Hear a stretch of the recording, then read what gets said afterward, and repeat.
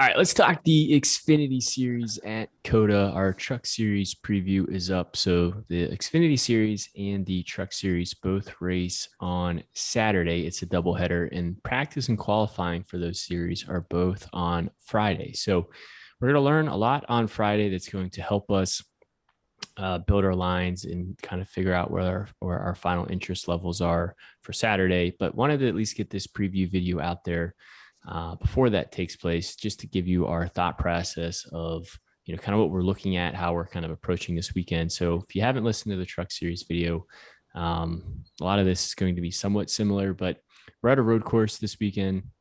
It's only 48 laps. So because of that, there is a limited amount of dominator points. So the way that you can score points then is focusing on drivers who have positive place differential points and guys who can finish well, who can earn you finishing potential points. So again, our driver pool is probably going to change a little bit after practice and qualifying, but initially these are some of the guys that we are high on. But is there anything from a preview and strategy standpoint that either of you guys want to mention, or do you guys just want to hop into some of the initial drivers who you're interested in seeing how they do in practice and qualifying?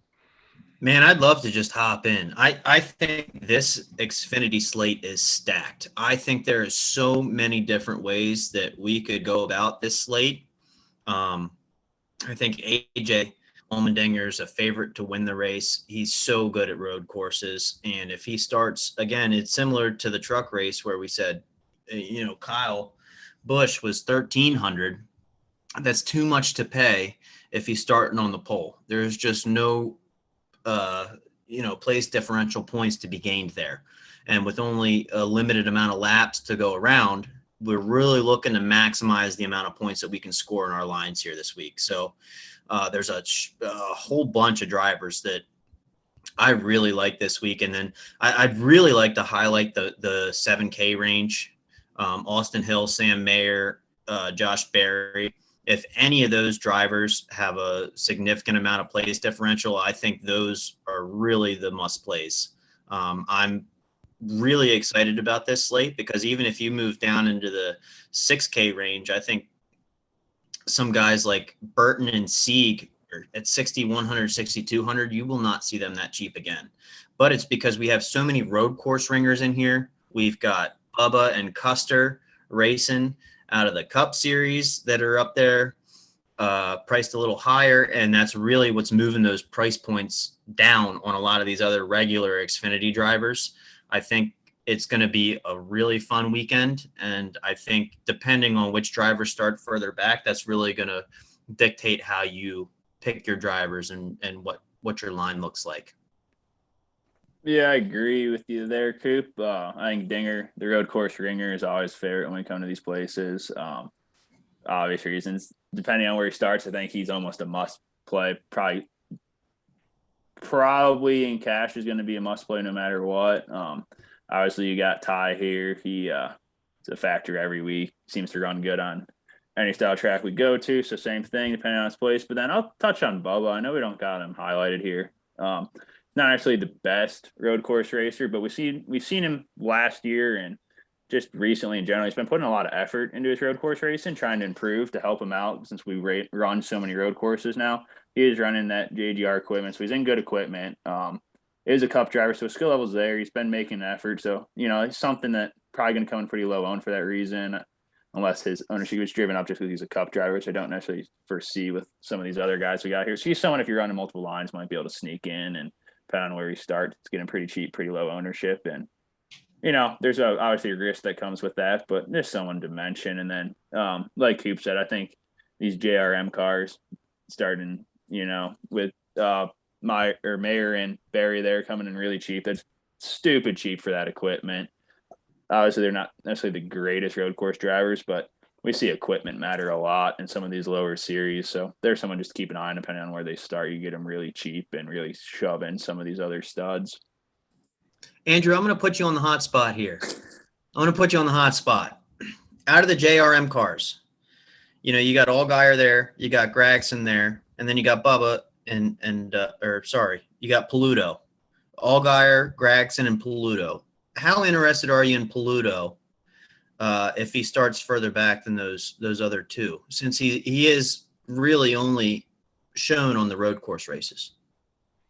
Yeah, so they're bringing Paluto in, specifically to run this race. And, they wouldn't be entering this car if they didn't feel strongly that, he can show up and run well. Problem is he doesn't have a ton of experience. One thing that I think is going to help him a lot this weekend is we do have practice in qualifying. So he will get some additional laps on the track. I don't know if he ran a couple of races for JRM last year, if it was just one race for JRM last year, but he ran decently well. And I think at the end he got caught up in a wreck or an accident. But for me, I like Paluto, but again, I think the two JRM cars that you need to hammer would be Josh Berry and Sam Mayer. It kind of depends on where they start, but the price difference that you get with Berry and Mayer and this amount of upside they have compared to a Paluto, a Gregson, or an Allgaier, I think is, I'd much rather go to Berry and Mayer down there, especially if you are playing Allgaier or if you are playing Paluto, you're probably pivoting off an Allmendinger or Gibbs. So I don't mind Paluto. I think he should be in your driver pool, especially hopefully this race goes long, goes green, and it's pretty spread out. So if that's pretty spread out, I don't necessarily see there being a lot of caution. So hopefully the good drivers should finish where they're supposed to finish and the bad drivers should finish where they're supposed to finish. So just because you start in the back doesn't mean, place differential. I'm going to play the guys that start 35th to 40th or, however big the field is for the Xfinity series, because most likely you're going to be looking at like a Joe Graf, Parsons, Vargas, Awuji, like all these bad plays back there. You might need one or two of them for like just pure place differential if you need to shove in the expensive guys. But when we say, focus on place differential, it's place differential and finishing potential. So you want guys who can advance their position, but can also advance their position and finish, inside the top 15, inside the top 12, inside the top 10. So I know I went on and on there, but hopefully that answers your question. I don't mind Paluto, but I'd much rather go to Berry and Mayer. And that comes with just the field being so stacked. There's so many drivers that are interesting this week, and I'm really excited for this race. I think there's a lot of different ways that we'll be able to play it depending on how qualifying goes and who starts where. But I really think there's a lot of potential on this slate.